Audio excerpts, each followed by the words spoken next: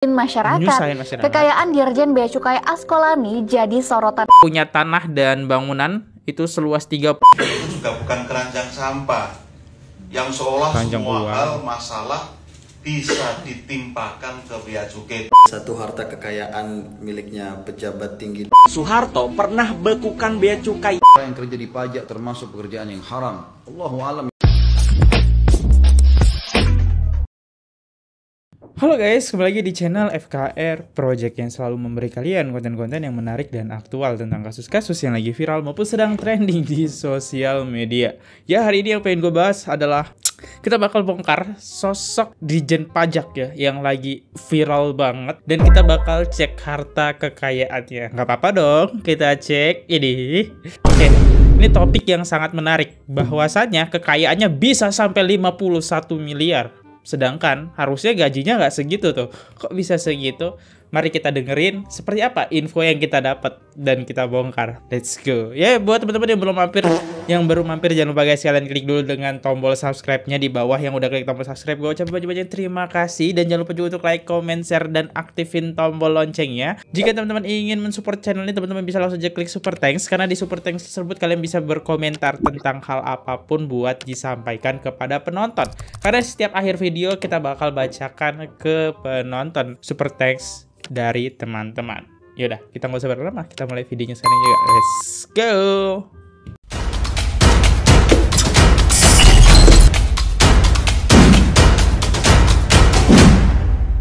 Gara-gara kebijakan bea cukai yang dinilai nyusahin masyarakat, kekayaan Dirjen Bea Cukai Askolani jadi sorotan netizen nih. Banyak yang kaget karena total hartanya mencapai 51,8 miliar rupiah. Itu pun data menurut LHKPN KPK yang dilaporin per Desember 2022. Banyak netizen yang bertanya-tanya, bener nih kekayaan PNS bisa sebanyak itu? Soalnya menurut PP nomor 30 tahun 2015, gaji PNS dengan golongan tertinggi ada di kisaran 5,9 juta rupiah per bulannya. Ditambah lagi sekitar 46,9 juta rupiah untuk tunjangan kinerja. Ya, dari sini nggak heran lah banyak netizen yang skeptis sama harta kekayaan Dirjen Bea Cukai. Nah, belakangan instansi yang satu ini memang lagi banjir kritik dari masyarakat nih. Karena beberapa pengakuan dari masyarakat yang merasa dipersulit terkait pengurusan pengeluaran barang yang dibeli dari luar negeri. Mulai dari sepatu seharga 10 jutaan yang dikenakan bea masuk sebesar 31,8 juta rupiah. Terus paket mainan untuk keperluan review produk yang ditahan, sampai alat bantu belajar siswa tunanetra yang ditahan sejak Desember 2022. Sebenarnya udah ada klarifikasi nih dari Bea Cukai kalau kasus-kasus tadi itu terjadi karena kesalahan input data oleh perusahaan jasa titipan dan juga pihak SLB yang nggak melanjutkan proses pengeluaran barang. Tapi Bea Cukai tetap dikritik nih karena buruknya komunikasi dengan masyarakat dan kurangnya sosialisasi soal aturan keluar masuk barang di Indonesia. Selain itu, barang-barang sitaan yang ditahan sama Bea Cukai juga dinilai nggak jelas nih transparansinya.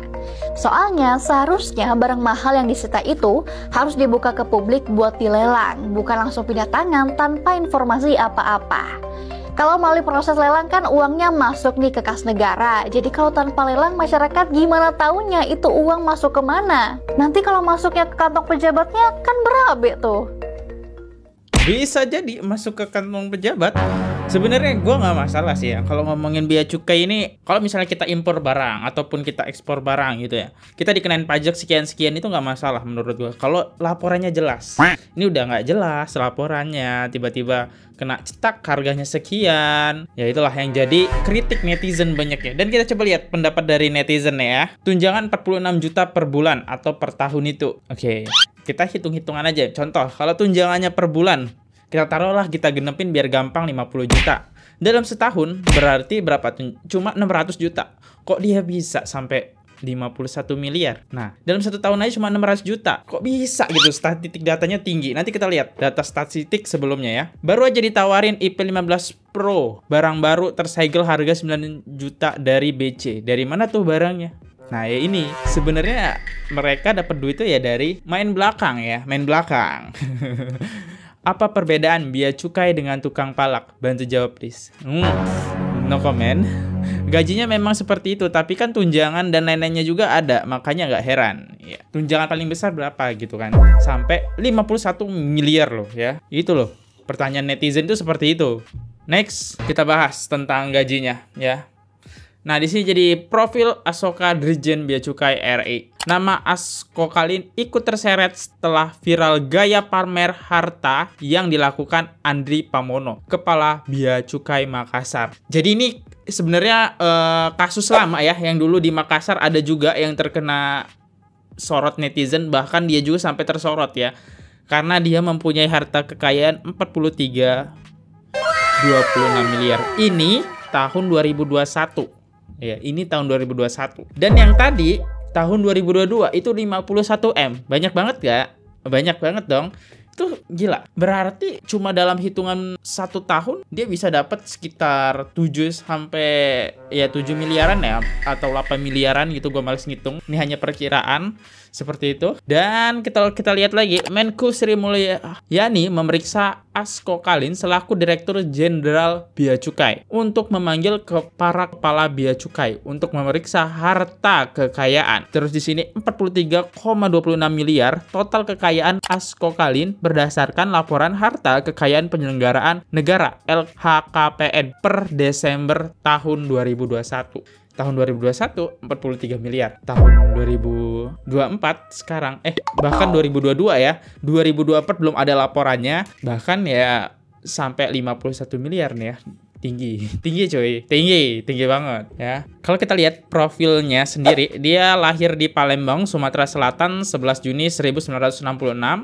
Dia menempuh pendidikan tahun 1990 itu S1 Ilmu Ekonomi dan Saudi Pembangunan Universitas Sriwijaya Sumatera Selatan. Di tahun 99 Master of Arts jurusan Ekonomis dari Universitas of Colorado AS. Karir menjabat sebagai Direktur Jenderal Bea Cukai sejak tahun 12 Maret 2021. Sebelumnya menjabat sebagai Direktur Jenderal Anggaran Sajak 27 November 2013. Oke. Jadi kita tahu ya, dia sudah lama banget di dalam dunia perpajakan. Wow, ya. Sampai kekayaannya bisa sebesar ini, luar biasa. Cuma kan nggak make sense ya. 2021 ke 2022 Anda bisa dapat sekitar 7 miliaran, 6 miliaran, itu nggak make sense. 1 miliaran kita masih logis. Ya, ini tiba-tiba bisa sekitar 7 miliaran gitu kan. Ya nggak sih? Oh enggak ya. Tuh 2, 3, 4, 5, 6, 7. Bahkan 8 miliar ya. Oke. Nah, kita lihat di tahun 2022 harta kekayaan dia. Di sini di tahun 2022 kekayaan Dirjen Bea Cukai Askokalin capai 51 miliar. Ini rinciannya. Merujuk pada laporan harta kekayaan penyelenggaraan negara LHKPN, Komisi Pemberantasan Korupsi Dirjen Bea Cukai Askokalin memiliki total kekayaan senilai 51,870 51 miliar bla bla bla lah. Dari beberapa sumber kekayaan, harta kekayaan itu dilaporkan Askokalin pada periode Desember 2022. Berikut adalah rincian harta kekayaan Askokalin berdasarkan laporan harta kekayaan penyelenggaraan negara LHKPN, Komisi Pemberantasan Korupsi. Oke, jadi di sini dia punya tanah dan bangunan itu seluas 36 meter persegi di kota Jakarta Utara. Dia punya sekitar harganya 500 jutaan. Terus ada tanah bangunan juga 28 meter 400 jutaan. Oh, ini banyak lah, kalian bisa baca sendiri ya. Ini oke ya, sebanyak inilah ya. Banyak loh tanahnya ya. Asetnya banyak juga ternyata. Next. Sedangkan nggak logis nih ya. Oke, ini golongannya ya. Nah, ini bisa kita lihat golongannya dan esolin. Peringkat jabatan tertinggi hanya 117 juta.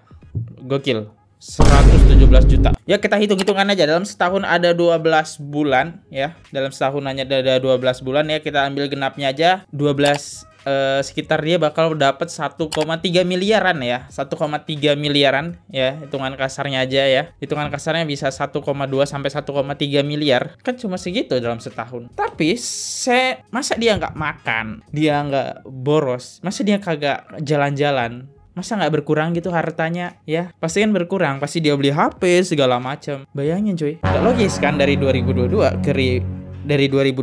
ke 2022, dari tahun 2021 ke tahun 2022 7 miliar, bahkan 8 miliaran lah ya, 8 miliaran. Dari harta dia 43 miliar naik ke 51 miliar. Nggak logis ya. Kecuali kita ambil berpikir positif, dia punya bisnis. Kalau bisnis oke, masuk akal kalau bisnis dia emang naik ya. Tapi kita mengenal sosok Asok kali ini nggak ada bisnis ya. Kita tidak mengenal itu ya. Bisnis dia apa di sini? Apakah bisnis dia bermain dengan oknum-oknum? Enggak, itu hanya dugaan saja ya.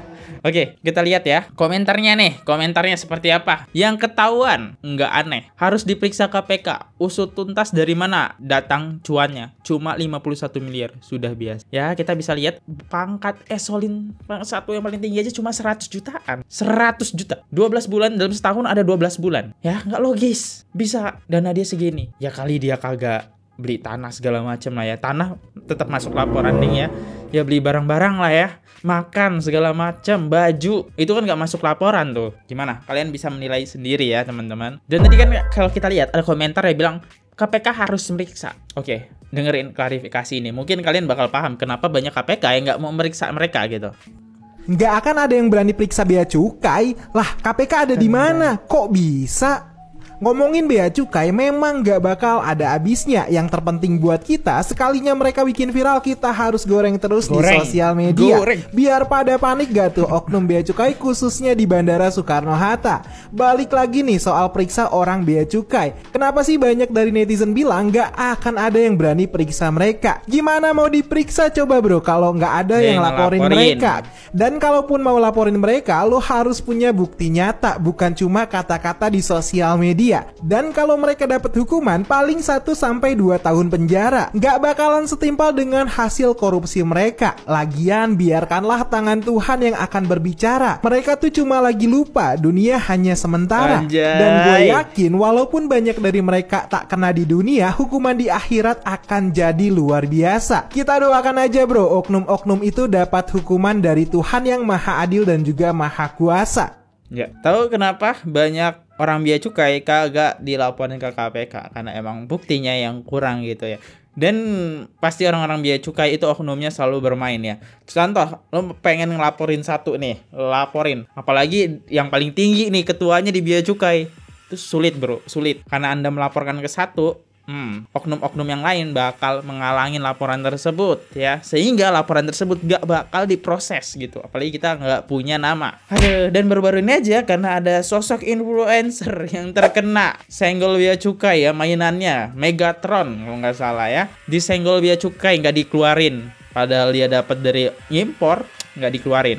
Akhirnya dia spek up lah sehingga bea cukai ini viral. Sebenarnya udah lama sih viral-viralnya. Oke, kita lihat ya. Di sini apa komentarnya? Kerja bea cukai halal nggak sih? Iya halal gitu kalau misalnya tidak bermain. Next, anak-anak bea cukai itu pendukung 02 jadi aman. Di sini ada yang belum paham, masih sakit hati ya anak abah. Ih, masih jigel-jigel politik ya. Kan Bu Sri Mulyani lagi sibuk kejar pajak rakyat ya. KPK dan si bea cukai bestian bang. Bisa jadi nih, bisa jadi bestian. Ya ada oknum lah ya yang bermain mungkin antara KPK dengan bea cukai, mungkin ada sahabatan besti ya. Bahkan dulu nih kalau kita senggol sedikit ya, kita flashback ke berita yang lama. Dulu ada juga bea cukai yang kekayaannya tersorot nih. Oke, kita lihat ya di sini videonya. Kembali viral, gaya hidup pejabat bea cukai serta keluarganya yang mewah. Kali ini yang menjadi sorotan ialah Andi Pramono, Kepala Bea Cukai Makassar, yang memiliki rumah mewah bagaikan istana di wilayah Cibubur. Tak hanya rumahnya yang menarik perhatian, tapi juga gaya hidup anak serta istri Andi Pramono. Anaknya yang berinisial AY sedang banyak dibicarakan karena pakaian yang dikenakannya. Sebut saja seperti jepitan rambut seharga 2,5 juta rupiah dan baju seharga 22 juta merek Balenciaga. Pada satu unggahan media sosialnya, Ayah juga terlihat mengenakan tas bermerek seharga 68 juta rupiah. Netizen pun ramai turut memberikan pendapat mereka terkait gaya hidup mewah keluarga pejabat bea cukai ini. Setelah disorot oleh netizen, kini akun Instagram istri dan anak Andi Pramono sudah ditutup. Dikutip dari berbagai sumber, saat ini Andi Pramono sedang diperiksa oleh Kementerian Keuangan terkait harta kekayaannya. Mana menurut kalian? Cuma diperiksa. Nah, diperiksa ini dulu nih. Ini kasus yang dimana beredar di tanggal 9 bulan 3 2023 ya. Belum lama kan ya? Udah lama banget kan? Lihat. Sekarang gimana nasib si itu? Nah, kalian tahu sendiri lah ya. Banyak kok yang bermain ya. Next, kita coba kita coba dengerin lah klarifikasi dari bea cukai itu seperti apa ya. Ini klarifikasinya teman-teman. Kalau saya meminjam yang mulia Pak Saudi Isra waktu di sidang MK itu bukan keranjang sampah gitu kan. Ya Anda keranjang apa saya dong? Saya juga ingin mengatakan bea cukai itu juga bukan keranjang sampah yang seolah keranjang semua uang. Hal masalah bisa ditimpakan ke bea cukai begitu saja. Kami paham ini semata-mata karena ketidaktahuan publik yang perlu terus kita edukasi. Maka kita butuh bantuan rekan-rekan.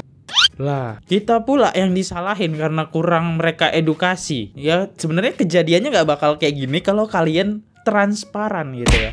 Terus punya customer service yang bisa dihubungi dengan enak ya. Contoh provider inilah ya, kita bisa telepon ketika jaringan kita gangguan hilang. Mereka susah banget kita hubungin. Datanya nggak transparan. Makanya banyak orang yang kesel dengan bea cukai. Tiba-tiba dikasih tembak harga sekian gitu. Oke, dia bilang kita pencinta barang lokal. Kita bayar pajak buat barang impor itu kan duitnya juga buat kalian ya. Dan ya, lanjut. Untuk terus-menerus mari kita bersama-sama mengedukasi publik supaya lebih paham dan tidak terulang di masa-masa mendatang. Tadi sudah jelas. Bahkan atas barang-barang itu tadi disalahkan yang formal informal dibedakan. Teman-teman BC hanya sangat selektif yang perlu dilihat fisiknya itu. Sebagian besar itu tidak perlu dilihat fisiknya, kita hanya melihat dokumen dan dasar dokumen itu yang kita proses. Jadi Anda punya bayangan dan selama ini sebenarnya kan urusan ada di PJT. Proses bisnis ada di sini. Sekaligus ini kan meluruskan. Kita sama-sama meluruskan kepada masyarakat. Kemarin dibilang bea cukai mestinya hubungin saya dulu dong. Tanya saya dulu dong. Ini yang sepatu ya. Oke, ini udah ngebahas yang sepatu lah ya. Jadi gak usah terlalu dalam karena gua hanya menyinggung klarifikasinya aja. Oke, kita lihat komentarnya sedikit. Keranjang duit rakyat, Pak, bukan keranjang sampah. Berani audit kekayaannya nggak semua petugas bea cukai? Ya tentu tidak ya. Buktikan kalau bea cukai itu cinta produk Indonesia. Ya, next. Kasihan Bu Sri Mulyani ngepel bea cukai terus. Ya sampai Bu Sri Mulyani loh yang harus turun tangan cuy. Padahal ini sesuatu hal yang beda ya. Pajak dengan dia pengambilan uang bea cukai. Ya uangnya juga kan buat rakyat itu. Kalau orang mau ngimpor barang ataupun impor barang, ngambil barang dari luar, nggak masalah kalian ngasih harga tinggi dari barang tersebut 30%, nggak apa-apa. 50% dari barang tersebut nggak apa-apa. Yang penting transparan gitu kan. Kita tuh rakyat itu cuma pengen orang bea cukai ini transparan. Ya nggak kasus kayak sepatu ini tiba-tiba kita beli sepatu sekitar 10 juta, jebret denda 30 juta. Kan ini nggak transparan banget gitu kan. Kenapa gitu? Bisa kena denda itu harus dijelasin ya. Oke, itu menurut gua. Oke, kita lihat menurut netizen nih ya. Oke, kita dengerin. 9 juta rupiah per bulannya. Ditambah lagi sekitar 46,9 juta. Ya, pada dasarnya hal seperti itu masyarakat umum sudah paham. Bukan lagi rahasia umum kawan, malah menjadi pengetahuan umum. Karena bila kita berpikir secara logik saja, dengan gaji yang diterima berikut dengan tunjangan rasanya tidak make sense. Bila memiliki harta kekayaan sebesar itu, maka rasanya orang yang bersangkutan harus membuktikan dari manakah harta kekayaan itu didapatkan, kawan. Kita semua paham, ya kita semua paham. Bea cukai adalah salah satu lahan basah, lahan becek untuk mencari pundi-pundi uang. Ya rasanya masyarakat awam, tidak usah masyarakat umum, masyarakat awam saja sudah paham. Itu lahan becek untuk mengumpulkan harta kekayaan. Masalah halal dan haram ya kita semua paham betul lah. Yang becek ini seperti apa kawan? 9 juta rupiah. Yang becek itu seperti apa? Pantesan ya berbondong-bondong orang pengen masuk bea cukai ya. Ya itulah ya. Gajinya aja paling besar tuh ya sekitar 6 jutaan tuh gaji paling besar ya. Tunjangan paling besar ya tadi kita lihat 100 juta. Luar biasa. Tapi yang terbaru di sini kata Mbak tadi kok 46 juta ya. Ya itulah ya. Lanjut lagi next. Dirjen Bea Cukai lagi disorot dikarenakan memiliki kekayaan sebesar 51,8 miliar. Iya bang, benar. Positifnya mungkin dia memiliki kekayaan itu karena warisan dari orang tuanya atau dari si istrinya, ya kan? Positif sekali ya bang ini. Tapi warisannya banyak juga ya, tiba-tiba bisa miliar. Dan itu gak hanya para petugasnya aja, satu petugas enggak, tapi emang banyak para petugas yang terkena uang cipratan bea cukai ini ya. Banyak loh teman-teman. Tapi yang disorot nih cuma satu ya. Next, apa lagi nih? Oke, kali ini lagi-lagi sedang ramai di bea cukai bahwa ada satu harta kekayaan miliknya pejabat tinggi di bea cukai yang dia mencapai 51,87 miliar dan setahun itu bisa naiknya 8,6 miliar gitu ya. Perlu kita garis bawahi bahwa terlepas beliau ini punya sampingan yang lain dan sebagainya, tapi memang ini menjadi isu sensitif di tengah masyarakat bahwa isu kekayaan para pejabat itu menjadi isu sensitivitas masyarakat sehingga perlu diperhatikan dengan detail, apalagi kalau misalkan disinyalir hartanya atau kekayaan yang naiknya drastis selama setahun itu bisa mencapai 8,6 miliar itu hasil dari sesuatu yang kemudian seringkali memeras keringat masyarakat yang kemudian dipajaki lewat bea cukai yang kemudian itu diambil untuk kepentingan pribadi. Jadi kepentingan pribadi. Oke, kita lihat komentar aja lah. Biar rakyat nggak mikir macam-macam. Bagusnya penegak hukum periksa dari mana asal uang. KPK hanya mau memeriksa kalau ada bukti kuat. Kalau buktinya masih kayak kacang-kacang nggak akan diperiksa ya, karena masih satu besti. Next, coba dicek itu beneran harta sendiri atau milik negara. Waduh, iya sih, karena nggak make sense ya. Dengan tunjangan yang emang besarnya 100 juta dengan gaji dia 6 juta per bulan, nggak make sense. Kalau dia masa dalam setahun dia kagak beli apa-apa, dia kagak makan, dia kagak pakai baju mahal, pakai tas mahal, kan gak make sense. Dia gak beli HP, itu gak make sense. Gak make sense. Nambah 8,6 miliar itu dari mana? 1 miliar masih oke, gua maklumi. 2 miliar masih oke walaupun agak-agak meragukan. 3 miliar itu udah sangat meragukan. Ini 8 miliar. Aduh, next. Bismillah, impian punya kekayaan 1,5 M dalam setahun. Meskipun dalam setahun ke belakang baru tercapai 15 juta. Gak bisa ya. Harus main dulu tuh, bermain dengan oknum-oknum ya. Gajinya berapa bang?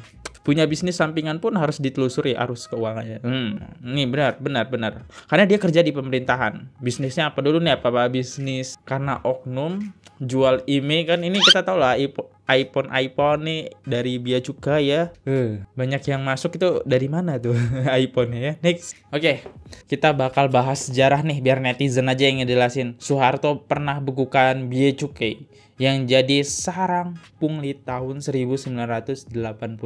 Sepertinya tahun ini terulang ya, karena gak banyak yang nyenggol pungli-pungli di bea cukai ya. Oke, dengerin ya. Soeharto pernah bekukan bea cukai yang jadi sarang pungli pada tahun 1985. Saking muaknya tuh Presiden Soeharto karena banyak pungli di bea cukai, ya udah mending nih udah nggak bisa diselesaikan, nggak bisa dibaik-baikin, bubarin aja udah.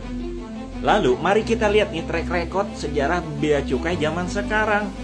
Ini yang terangkum, yang bisa kita ketahui doang ya. Masih banyak berita yang lainnya guys. Cuma yang penting-penting aja nih. Ini kemarin nih kasusnya nih.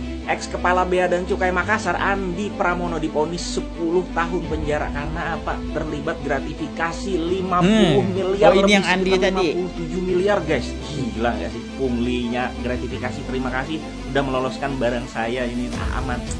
Terus ini juga nih, 3 pejabat bea cukai diperiksa terkait kasus impor gula. Gila guys. Ini lagi nih, ex Kepala Bea Cukai Yogyakarta diduga terima gratifikasi lewat perusahaan jual beli moge. Gila, macam-macam modus operandinya. Nah ini lagi nih, mantan pejabat bea cukai calon tersangka kasus korupsi beras impor ilegal. Gila, banyak banget. Ini emang sarang tikus kayaknya di sana tuh. Kalau seandainya bea cukai dibubarin, kalian sepakat gak sih? Enggak sih, kalau gua nggak sepakat karena tetap ya harus harus apa sih, bea cukai itu harus tetap ada. Cuma orang-orang itu harus bener gitu. Karena kan ini barang impor, karena emang kalau kita tahu lah, barang misalnya Anda beli barang Cina, itu kan ngerusak market kan, market Indonesia. Makanya ada namanya bea cukai, harganya makin lebih tinggi sehingga samain barang dengan lokal. Tetap ada, cuma harusnya transparan. Tapi ya gimana sih, susah juga sih ya. Karena oknum-oknum ini nih, kita lihat oknum-oknumnya banyak yang ketangkep ya. Luar biasa ya. Saya juga ingin jadi bea cukai saja. Ya, jadi YouTuber miskin teman-teman. Miskin, sumpah. Miskin banget.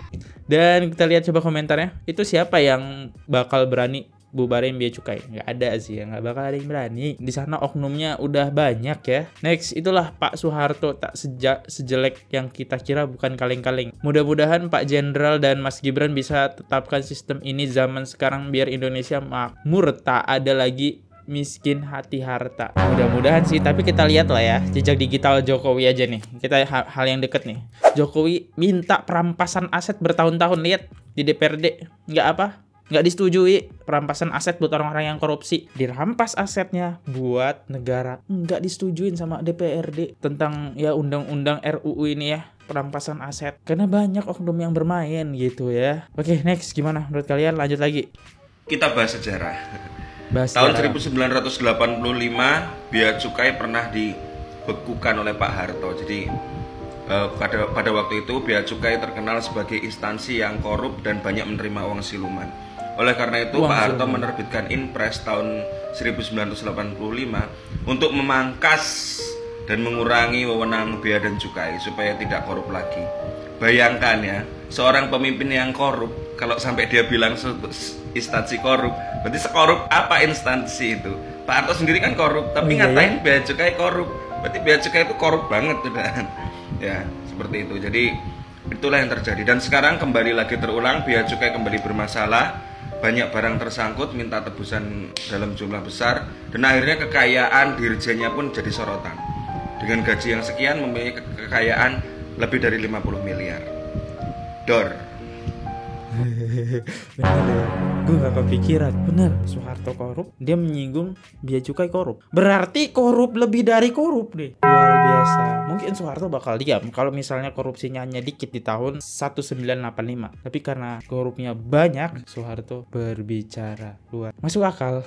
Next. Direktur Jenderal Bea Cukai Askolani menjadi sorotan setelah disebut memiliki stick videonya. Gimana? Enak? Jadi kepala bea dan cukai, enak? Enak kali bang, enak kali. Enak lah. Ada barang yang dari luar negeri ditekan dengan harga sekian. Ya, kamu larinya ke kantong. Kami orang di sini yang menderita. Kami ini mau juga loh bawa barang buat keluarga, oleh-oleh. Kalau buat peraturannya kayak gitu, mikir jadinya kami orang. Jadi mikir untuk pulang ke Indonesia. Kamu orang merasakannya enak. Bener aja kali ya. Bang. Ini bea dan cukai ini perasaan banyak betul pungutan liarnya ya di Indonesia ini. Kamu orang nggak ngerasain. Nih, saya kasih tunjuk, saya kasih paham. Kasih paham bang. TKI. Nih, saya kasih tunjuk. Nih jadi TKI. Kalau seandainya hujan begini, siapa yang mau bayar kami? Nasibnya gimana yang harus kami cari? Coba. Harusnya kamu orang pikirin ke situ. Kamu orang enak, tinggal tekan masalah barang, ya kan? Terus kekayaannya, wah banyak kekayaannya. Hasil dari mana? Ya hasil dari TKI. Udah nggak mungkin kalau dari orang-orang sana itu udah nggak mungkin. Semua hasil dari TKI. Wajar buat pemerintah, tolong disidak. Bea dan cukai. Sidak.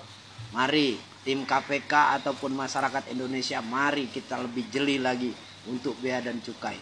Karena kenapa? Buat susah para TKI, para PMI. Emangnya enak nganggur? Nggak enak nganggur. Ya, namanya hujan itu alam. Tuhan yang punya. Tapi kan seenggak-enggaknya ya jangan kayak gitu-gitu amat modelnya bea dan cukai, ya kan. Harus berpikir lagi lah. Jangan mikirin perut sendiri aja.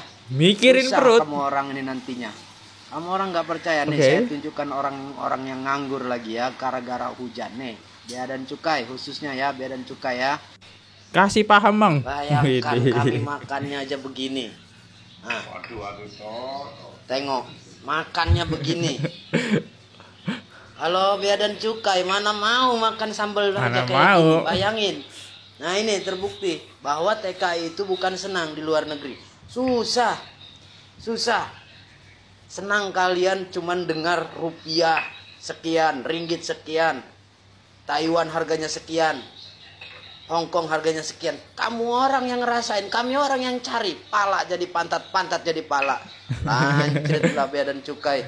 Selalu aja mempersulit PMI. Kapan nih pemerintah mau mengindahkan ataupun membuat tenang para TKI ini? Kapan nih kira-kira nih? Berantas habis para koruptor yang ada di bea cukai. Pada Bapak Jokowi, tolong disidak habis. Kami selaku PMI, selaku TKI tidak pernah terima jika terjadi pemungutan liar di Indonesia ataupun di bea cukai. Berantas habis. Bila mana perlu dihukum mati, hukum mati. Terima kasih semuanya. Ya, inilah salah satu keluhan ya dari warga yang tinggal di luar ketika bawa barang mungkin sulit ataupun harus didenda mahal atas denda yang tidak jelas ya. Dan kalau misalnya Jokowi setahu gue haknya nggak terlalu banyak di bea cukai ya, haknya Jokowi, karena ketika Jokowi pengen turun tangan nih ya, Jokowi turun tangan kan pasti harus melalui KPK dulu, biar KPK yang menyelidiki. Disitulah ya oknum bermain. Nggak mungkin Jokowi turun langsung cerep ke KPK meriksain sendiri, nggak bisa ya, pasti nyuruh KPK.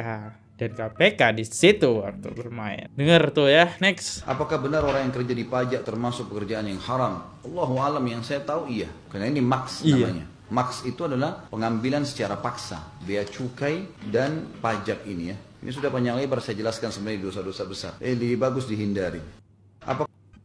Kan lihat tuh ustadznya turun tangan kan, bea cukai itu haram. Ya udah itu aja sih ya soal kekayaan bea cukai. Dan banyak banget yang ngelus dada gitu ya ngeliat kekayaannya yang nggak masuk akal gitu. Saya pun ngelus dada gitu. Ya gimana tanggapan kalian? Oke, kita terakhir di video terakhir seperti biasa. Seperti biasa kita bakal bacain komentar teratas ya, top komennya siapa, dan 36 komentar teratas bakal kita bacain. Yuk, kita baca dari @ndbay, Bapak Presiden Joko Widodo yang terbaik, terhebat. @aprilika5s, bener-bener gaspol Pak Jokowi, sungguh luar biasa. Next, Maimunah DC4MK, semoga sehat selalu Pak Jokowi sekeluarga, amin, Allahumma amin. Ya, itu aja sih ya. Thank you banget buat kalian yang selalu berkomentar, dan sekalian saya di sini Fadli mau undur diri dulu kalau misalnya ada salah kata ataupun ada penyampaian yang kurang berkenan, mohon dimaafkan ya guys. See you again. Bye bye. Oke guys, subscribe channel FKR Project. Jangan lupa kalian subscribe channelnya FKR Project. Subscribe channel FKR Project. Hai guys, jangan lupa untuk subscribe FKR Project.